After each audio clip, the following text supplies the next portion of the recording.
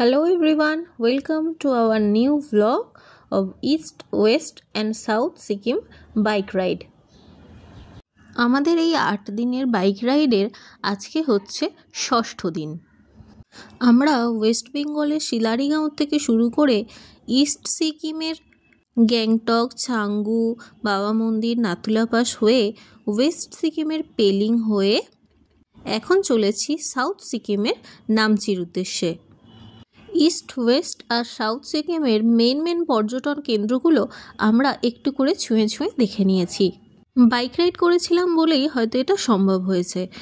8 দিনের ব্যবধানে কলকাতা থেকে শিলিগুড়ি, শিলিগুড়ি থেকে শিলারিগাঁও, শিলারিগাঁও থেকে গ্যাংটক, গ্যাংটক থেকে সমস্ত কিছু সাইট সিন করে, যেমন ছাঙ্গু লেক, বাবা মন্দির, নাথুলা পাস এইসব দেখে রাবাংলা বুদ্ধা পার্ক হয়ে ওয়েস্ট সিকিমের পেলিংয়ে স্কাই ওয়াক দেখা, তারপরে আবার একই দিনে নামচির চারধাম যাওয়া, চারধাম থেকে ব্যাক করে শিলিগুড়ি, শিলিগুড়ি থেকে মায়াপুর, মায়াপুর থেকে আবার কলকাতা যাওয়া হয়তো আমাদের পক্ষে সম্ভব হতো না যদি না আমরা বাইক রাইড করতাম।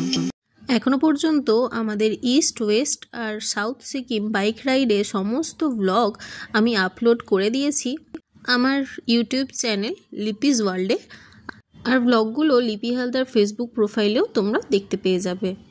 তোমাদের সুবিধার জন্য আমি ডেসক্রিপশন বক্সে আমার সমস্ত ব্লগের লিঙ্ক দিয়ে দেব। আজকে আমাদের ঘোরার ষষ্ঠম দিন।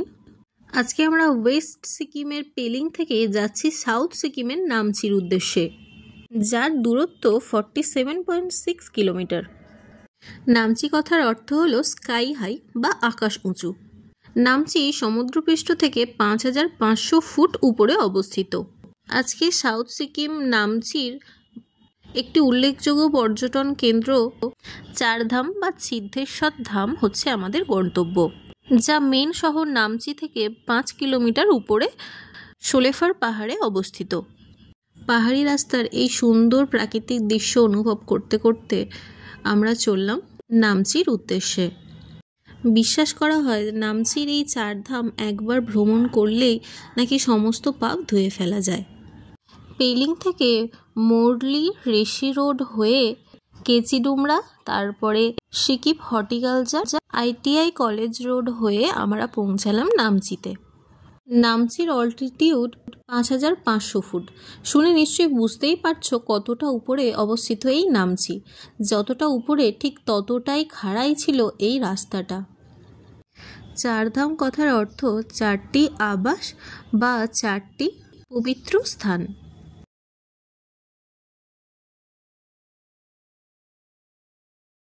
পূর্বে পুরীর জগন্নাথ ধাম, পশ্চিমে গুজরাটের দ্বারকা ধাম, উত্তরে অবস্থিত উত্তরাখণ্ডের বদ্রীনাথ ধাম, দক্ষিণে গুজরাটের দ্বারকা ধাম। এই 4 ধাম হচ্ছে মেন 4টি ধাম। বিষ্ণু পুরাণ অনুযায়ী এই 4টি ধামে ভগবান বিষ্ণু বাস করেন। রামেশ্বরমে ভগবান বিষ্ণু স্নান করেন, পুরীর জগন্নাথ ধামে শ্রী বিষ্ণু ভোজন করেন, বদ্রীনাথে ভগবান বিষ্ণু ধ্যান করেন এবং দ্বারকায় ভগবান বিষ্ণু বিশ্রাম করেন। পাহাড়ের আঁকাবাঁকা স্টিফ খাড়াই রাস্তা হয়ে আমরা চলে এলাম নামচিতে। ওই যে পাহাড়ের চূড়ায়, পাহাড়ের কোলে যে বড় শিব মূর্তিটা দেখা যাচ্ছে, আজকে আমাদের গন্তব্য ওটাই। এখনও আমাদের এতটা রাস্তা ক্রস করে উঠতে হবে ওই পাহাড়ের চূড়ায়, ওখানেই নামচি চারধাম। আর ওই যে পাহাড়ের চূড়ায় বড় শিব মূর্তিটা দেখা যাচ্ছে, তার উচ্চতা 108 ফুট। নামচির চারধামে এলে রক্ষাকর্তা ও ধ্বংসকর্তা বা হরিহরের এক অলৌকিক মেলবন্ধন চোখে পড়বে, যা দেখে আপনি সর্বদা ঐশ্বরিক উপলব্ধি থেকে উদ্ভূত প্রশান্তি অনুভব করবেন। পুরাণে হরিহরকে চিরন্তন বন্ধু হিসাবে উল্লেখ করা হয়েছে। কথিত আছে যেখানে ভগবান বিষ্ণু সেখানেই থাকেন শিব। 4 ধাম এই নিয়মই মেনে চলে। তাই কেদারনাথকে বদ্রীনাথের জুটি, রামসেতুকে রামেশ্বরমের জুটি, লিঙ্গরাজকে জগন্নাথ পুরীর জুটি বলা হয়। নামচির এই 4 ধামে পৃথিবীতে চারদিকে ছড়িয়ে ছিটিয়ে থাকা 4টি ধামকে একই সরলরেখায় একই জায়গায় আবার নতুন করে সৃষ্টি করা হয়েছে। বলা হয় পৃথিবীতে ছড়িয়ে ছিটিয়ে থাকা 4টি ধামে গিয়ে যে পূর্ণ অর্জন করবেন পুণ্যার্থীরা, ঠিক ততটাই পূর্ণ কিন্তু অর্জন করতে পারবেন এই নামচির 4 ধামে যাত্রায়। পৌঁছে গেছি আমরা নামচি 4 ধামের মেন গেটে। এতক্ষণে আমাদের 48 কিলোমিটারের দীর্ঘ পথযাত্রা শেষ হলো। টিকিট কাউন্টার থেকে টিকিট কেটে আমরা ভেতরে ঢুকলাম। এরপরে বাইক পার্কিং করে সবার প্রথমে আমাদের কাজ ছিল আমাদের লাঞ্চটা করে নেওয়া, কারণ পেলিং থেকে আমরা অনেকক্ষণ বেরিয়েছিলাম সকালে। পেলিংয়ে ওয়েদারটা একটু খারাপই পেয়েছিলাম আমরা, বৃষ্টি হচ্ছিল, তাই জন্য আমরা চেয়েছিলাম যতটা সম্ভব তাড়াতাড়ি যাতে নামচি পৌঁছে যাই। তাই নামচিতে এসে সবার আগে ওখানকার একটা রেস্টুরেন্টে ঢুকে আমরা খাওয়া দাওয়াটা করে নিলাম। এখানে রেস্টুরেন্টের সাথে সাথে যাত্রী আবাসও আছে, কেউ চাইলে এখানে নাইট স্টেও করতে পারবে। এই হোটেলের ফার্স্ট ফ্লোরে ছিল খাওয়া দাওয়ার রেস্টুরেন্টটা। আমরা এখানে গিয়ে আমাদের টেবিলে বসে গেলাম এবং খাবার দাওয়ার অর্ডারও দিয়ে দিলাম। অনেকটা বড় স্পেস, অনেকেই খাওয়া দাওয়া করছে। আমরা গিয়ে বসলাম ওই দিকে জানালার পাশে একটা টেবিলে, যেই জানালাটা দিয়ে সিদ্ধেশ্বর মূর্তিটা একদম কাছ থেকে দেখতে পাওয়া যাচ্ছিল। মন্দিরের ভেতরে যে কটা রেস্টুরেন্ট আছে বা যে কটা খাবারের স্টল আছে প্রত্যেকটাই কিন্তু একদম পিওর ভেজ ছিল। গত কয়েকদিনও আমরা সিকিমে ভেজ খাবার খেয়েছিলাম, যেমন তোমরা তো আগেই দেখেছো শিবরাত্রির দিন শিব মন্দিরেই বলো বা রাবাংলা বুদ্ধা পার্কের ভেতরেই যে স্টলগুলোর নিরামিষ ছিল, কিন্তু সেই সব খাবারের মধ্যে কিন্তু পেঁয়াজ ছিল। পেঁয়াজটা ওখানকার লোকেরা ভেজের মধ্যেই ফেলে, কিন্তু এই নামচিতে এসে দেখলাম যে ভেজ মানে কিন্তু পিওর ভেজ, যেটা আমরা বাঙালিরা সাধারণত মানি। এখানে কোনো রকম ভেজ খাবারে কিন্তু পেঁয়াজ দেয়া ছিল না। এখানে আমরা খাবারে অর্ডার দিয়েছিলাম ডাল তড়কা, রুটি, আলুর পরোটা, সাথে ছিল দই, আর তারপরে নিয়েছিলাম একটা ভেজ চাউমিন। খাওয়া দাওয়া শেষ করে এবার ভেতরে ঢুকলাম মন্দিরটা ঘুরে দেখার জন্য। সামনে দেখো কত গাড়ি এখানে পার্কিং করা আছে, আর এই যে এখানে যে ছোট ছোট স্টলগুলো দেখতে পাচ্ছ, এখানেও কিন্তু খাবার দাবার পাওয়া যায়। বেশি দেরি না করে চলে এলাম মন্দিরের ভেতরে। এখান থেকে টিকিট কাউন্টার থেকে টিকিট কেটে নিলাম। তারপরে ভেতরে ঢুকে চোখে পড়লো এই সুন্দর 4 ধাম, আর ভেতরে যে বড় শিব মূর্তিটা আছে তারই আদলে বানানো ছোট্ট একটি রেপ্লিকা।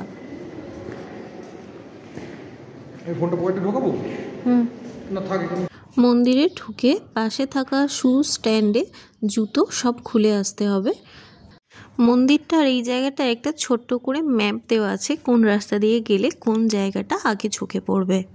এখানে দেবাদিদেব শিবের 12টি জ্যোতির্লিঙ্গ অবস্থিত। এটা হচ্ছে বদ্রীনাথ ধাম। ভিতরের মূল বিগ্রহটি ভগবান বিষ্ণুর। পৃথিবীতে ছড়িয়ে ছিটিয়ে মোট 64টি জ্যোতির্লিঙ্গ রয়েছে, যার মধ্যে দ্বাদশ বা 12টি হচ্ছে বিশেষভাবে পবিত্র বলে মনে করা হয়। এই দ্বাদশ জ্যোতির্লিঙ্গ ভক্তদের জ্ঞান ও আশীর্বাদ প্রদান করে বলে বিশ্বাস করা হয়। এই শুভ স্থানগুলি পরিদর্শন করলে উপাসকের সমস্ত পাপ বা কুকর্ম মুছে ফেলে মোক্ষ লাভ করা সম্ভব হয় এবং পুনর্জন্ম চক্র থেকে মুক্তি পেয়ে শিবলোক প্রাপ্তি হয়। তাই ভক্তরা বিশ্বজুড়ে এই শিবলিঙ্গ পরিদর্শন করেন। এটি হচ্ছে সোমেশ্বর ধাম, যার আরাধ্য দেবতা সোমেশ্বর শিব।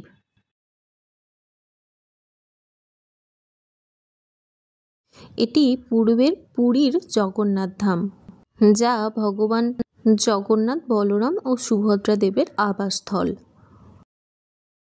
এটি পশ্চিমে গুজরাটে অবস্থিত দ্বারকা ধাম, যা দ্বারকাধীশ কৃষ্ণের আবাসস্থল।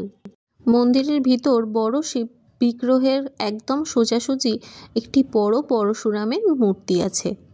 এখানে একটা ভিউ পয়েন্টও আছে, যেখান থেকে কাঞ্চনজঙ্ঘা এবং পাশের পাহাড় পর্বতে ক্লিয়ার ভিউ দেখতে পাওয়া যায়। বড় শিব মূর্তিটিকে বেষ্টন করে চারদিকে ছিল 12টি জ্যোতির্লিঙ্গ, যথাক্রমে গুজরাটের সোমেশ্বর ও নাগেশ্বর জ্যোতির্লিঙ্গ, অন্ধ্রপ্রদেশের মাল্লিকার্জুন জ্যোতির্লিঙ্গ, মধ্যপ্রদেশের মহাকালেশ্বর ও মকরেশ্বর জ্যোতির্লিঙ্গ, ঝাড়খণ্ডের বৈদ্যনাথ, মহারাষ্ট্রের ভীমাশঙ্কর, তামিলনাড়ুর রামেশ্বরম, বারাণসীর কাশী বিশ্বনাথ, নাসিকের ত্র্যম্বকেশ্বর, উত্তরাখণ্ডের কেদারনাথ ও ঔরঙ্গাবাদে গৃহেশ্বর জ্যোতির্লিঙ্গ। নামচির জ্যোতির্লিঙ্গগুলো একদম আসল যে 12টি দ্বাদশ জ্যোতির্লিঙ্গ তার একদম রেপ্লিকা হিসাবেই তৈরি করা হয়েছে, কিন্তু প্রত্যেকটি জ্যোতির্লিঙ্গ আলাদা হলেও তাদের মন্দিরটি কিন্তু একই রকমের আদলের। প্রত্যেকটি জ্যোতির্লিঙ্গের পাশে এরকম একটি বালতি এবং ছোট্ট রূপোর ঘটি রাখা ছিল, যাতে সবাই শিবলিঙ্গকে অভিষেক করতে পারে। তাই আমরা এত দূরে 12টি জ্যোতির্লিঙ্গ চোখের সামনে দেখতে পেয়েও অভিষেক করব না, তা কি কখনো হয়? তাই আমরা দুজনেই একদম 12টি জ্যোতির্লিঙ্গকেই অভিষেক করেছিলাম। সত্যি এত সুন্দর একটা শান্ত নিরিবিলি পরিবেশে এত সুন্দর শিব মন্দির দেখে মনটা অত্যন্ত আপ্লুত হয়ে গেছিল। আর এই হচ্ছে সেই 108 ফুটের বড় শিব মূর্তিটা।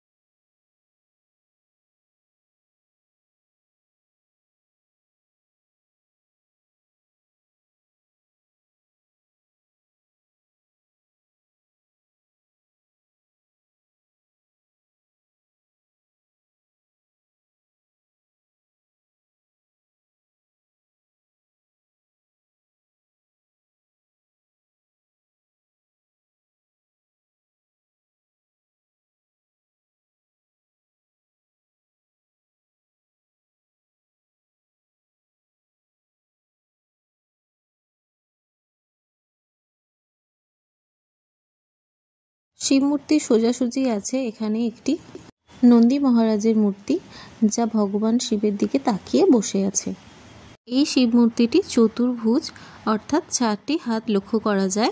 উনি গঙ্গাধর এবং চন্দ্রশেখর, তা ওনার জটা দেখলেই বোঝা যায়। কানে দেখলাম 2টি কুমিরের মতো অবয়বের কিছু রাখা আছে। গলায় বাসুকি নাগ, ডান দিকের ওপরের হাতে ধরে আছেন এবং নিচের হাতটি আশীর্বাদ মুদ্রায়, গলায় রুদ্রাক্ষ ও সাপের বইতে। বাম দিকের ওপরের হাতে আছে ডমরু এবং নিচের হাতে ধ্যানের মুদ্রা, সাথে আছে রুদ্রাক্ষ। মূর্তির দিক থেকে চোখ ফেরানোই যাচ্ছিল না। এই বড় মূর্তিটির নিচেও একটি মন্দির আছে, যার গর্ভগৃহে আছে একটি শিবলিঙ্গ এবং আরেকটু ভেতর দিকে রাখা আছে নটরাজ মূর্তি। এই মন্দিরের দেওয়ালের চারদিকে সুন্দর কারুকার্য করে ভগবান শিবের নানা রূপ বৈচিত্র্য ফুটিয়ে তোলা হয়েছে। আজকে east West and south Sikkim bike রাইডের আমাদের 6ম দিনের সেকেন্ড পার্টের ব্লগটা এখানেই শেষ করছি। তোমাদের ব্লগটা কেমন লাগলো অবশ্যই আমাকে কমেন্টসে জানিও। ভালো লেগে থাকলে লাইক করে শেয়ার করে দিও। এখন আমরা নামচি থেকে চলে যাব ডাইরেক্ট শিলিগুড়ি। তারপরের দিন যাব মায়াপুর। তারপর মায়াপুরে একটা রাত কাটানোর পর আমরা ফিরব কলকাতায়। নামচি থেকে শিলিগুড়ি আমরা প্রায় 8টা নাগাদ ঢুকেছিলাম। পরের দিনের ব্লগ দেখার জন্য চোখ রাখো আমার লিপিস ওয়ার্ল্ড ইউটিউব চ্যানেলে আর লিপি হালদার ফেসবুক প্রোফাইলে। সবাই ভালো থেকো।